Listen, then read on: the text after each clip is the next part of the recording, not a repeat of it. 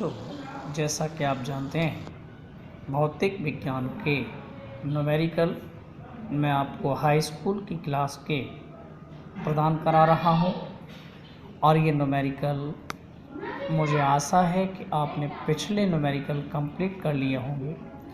आज मैं तृतीय न्यूमेरिकल का भाग यानी कि केवल संडे के दिन प्रदान किया करूँगा।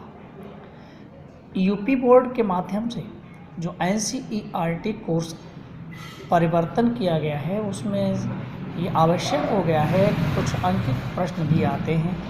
उसी अंकित प्रश्न के दौरे पर आज मैं आपको नया प्रश्न दे रहा हूँ, प्रश्न नंबर 2, जिसमें लिखा है आवश्यक निर्देश या सूत्र।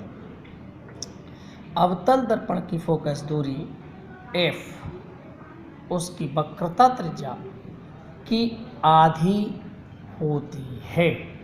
इस प्रकार फोकस दूरी बराबर f और तो वक्रता त्रिज्या r मानी जाती है। अतः आवश्यक सूत्र f बराबर r/2 मीटर हो जाता है, जबकि वक्रता त्रिज्या बराबर r जो फोकस दूरी की दोगुनी होती है।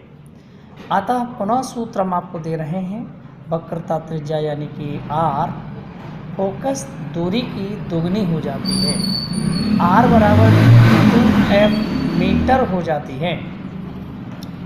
अब प्रश्न संख्या 1 हमने आपको अवगत कराया है कि अवतल दर्पण की फोकस दूरी 10 मीटर है, तो अवतल दर्पण की वक्रता त्रिज्या का मान क्या होगा।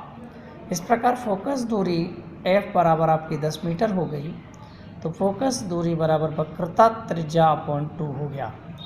r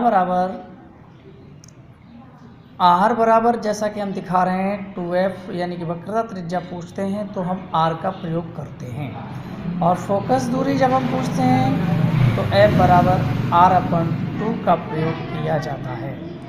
हमें दिया हुआ है बेटे इस समय इसमें f, तो f 10 रखनी है, वक्रता त्रिज्या हमें निकालनी है तो इसका मान r रखना है।